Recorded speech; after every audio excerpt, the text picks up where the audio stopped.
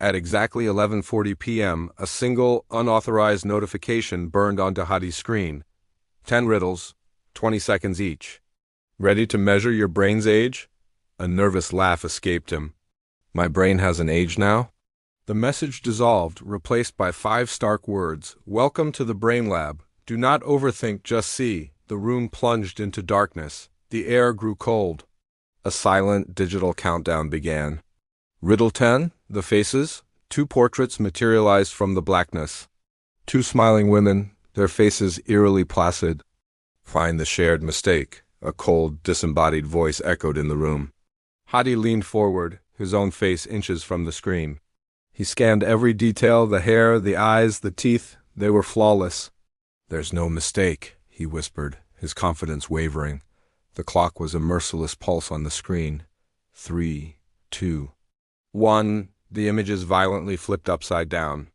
Hadi flinched back from the screen, a gasp caught in his throat. The faces were monstrous. Their eyes and mouths, now seen for what they were hideously inverted. Your brain edits reality, the voice stated, devoid of emotion, a flaw known as the Thatcher Effect. It is so desperate to see a face it will lie to you. It hid the horror right in front of your eyes. Riddle 9, the t-shirt. A new image, a t-shirt riddled with what looked like bullet holes. How many holes? The voice demanded. A simple trick, Hadi thought, regaining some composure. He saw the obvious tears. 4, he answered, a little too quickly. The voice remained silent. The silence was an accusation. Hadi's mind raced. A hole isn't just a tear. A hole goes asterisk through asterisk. The neck, the sleeves, the bottom. And the 2 holes in the front must also be 2 holes in the back. His blood ran cold. 8? There are 8 holes. Correct? The voice confirmed. Your brain's first instinct is a lie of efficiency. You have just learned to distrust it. That is the first step. Riddle 8, the colors. A list of words, a chaotic rainbow of conflicting information. The word blue was printed in searing red ink. Green in a sickly yellow. Read the color of the ink, not the word, the voice commanded. Hadi's mouth opened, but a war was raging in his head. His tongue felt thick. Red, yellow.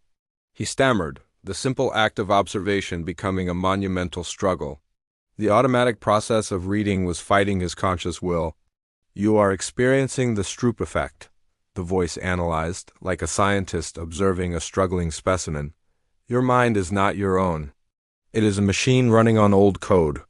You are fighting that code now, and you are losing. Riddle 7, the tree, a stark black and white rendering of a barren tree, a tangle of dead branches. Name this tree, the voice said. Hadi's frustration boiled over.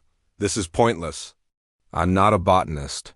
He glared at the meaningless chaos on the screen, but as his anger subsided, his eyes unfocused.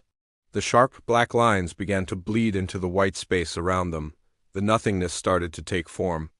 It was a bird, its wings outstretched, taking flight from the chaos. A bird, he breathed, astonished. Correct, your brain craves order. It will carve it from the void. This is pareidolia, but you do not control it. It happens asterisk to asterisk you. You see ghosts in the static. You just saw one now. Riddle 6, the shape, a deceptively simple drawing appeared. Duck or rabbit? Hadi saw the duck. It was obvious, its bill pointing left. A duck, he said, trying to sound certain. But the question implied a choice, a hidden truth. He stared, forcing his perception to shift. He tilted his head, trying to break the illusion. Suddenly, the image fractured in his mind and reassembled. The duck's bill was gone, replaced by the long ears of a rabbit. It's a rabbit too, he admitted, a sense of vertigo washing over him. Correct, a bistable image. It proves your reality is a fragile construct. Your brain can only maintain one lie at a time. Riddle 5. The text. An image flashed on the screen, a dense grid of numbers and a single sentence, and was gone in an instant. Find the mistake. The demand was impossible. Hadi's mind reeled, trying to process the afterimage burned into his retinas. The numbers? The colors? It was a blur. The timer was already draining away. In a final, desperate scan of his memory, his mind snagged on something. A stutter, a repeat. Spot, spot. The word repeated, he blurted out. Your brain is blind, the voice declared. Repetition blindness. To be efficient, it deletes what it deems unnecessary. Your greatest strength, the ability to filter, is also your most profound weakness.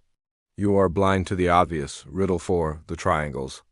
A labyrinth of lines, a complex geometric prison. How many triangles? Hadi's finger traced the lines on the cold glass of the screen. He counted methodically, carefully. 16, he was sure of it. The voice responded with silence. Then, new lines began to glow, one by one, revealing larger triangles hidden in plain sight, formed by the combination of the smaller ones. His count was a joke. 24, he corrected himself, his voice laced with defeat. Correct. You saw the pieces, but you did not see the architecture. You were lost in the details, blind to the whole. A dangerous way to see the world. Riddle 3, the branches. The screen filled with the image of a gnarled, ancient tree, its branches twisted like skeletal fingers. Find the hidden baby. A chill traced its way down Hadi's spine. That's unsettling. He searched the chaotic web, but found nothing. It was just a tree, a dead tree. He was about to give up when his gaze caught on a curve in the wood that seemed too perfect, too deliberate. His eyes followed the line, and another, a head, a tiny curled body. A fetus, nested within the dead branches. I see it, he whispered, horrified. Of course you do, the voice replied. Your programming is deep. You are built to find yourself in the world, to see humanity in the inanimate. It is a survival instinct. Even in death you search for life. Riddle 2, the lines. 2 lines, A and B, each flanked by arrows. Which line is longer? It was the easiest question yet. Is longer, Hadi said instantly. The answer was absolute. Correct, the voice said. But your truth is not the only one. The screen changed, showing grainy footage of a social experiment. A group of people, all confidently pointing to the shorter line and declaring it longer. At the end of the table, a lone subject, his face a mask of confusion and anguish, finally relents and agrees with the group, pointing to the lie. The Ash conformity experiment, the voice intoned. It proves that your mind will abandon truth for the comfort of the herd. Social pressure is a more powerful force than reality. Not for me, Hadi shot back. The voice paused. Confidence noted. Riddle 1. Final test. A chaotic, overwhelming image. A sea of green, one-eyed aliens. Find Mike Vazovsky. Hadi's brief smile of recognition vanished. It was a nightmare of sameness. A visual trap. The clock was ticking, faster now, 10 seconds. His heart hammered in his chest. His eyes darted, desperate. 5 seconds. It was impossible. Then, a flicker of difference. A tiny variation in color. A subtle change in expression. In the last second he found it. There. Correct, the voice said as the image faded to black. You passed the final test. You fought your brain's desire for shortcuts, for conformity, for lies. You forced it to see. The room light slowly returned, feeling harsh and artificial. A single line of text glowed on the screen. Brain profile, flexible, high pattern detection. So my brain is young? Hadi asked, his voice hoarse. The system replied, your brain is a weapon. The riddles were your training. You have sharpened it. Use it or it will fossilize. A final message appeared. Challenge your friends. Compare results? Stay curious? Hadi stared at the screen, his own reflection looking back at him. He didn't smile. The workout was over, but the lesson had just begun.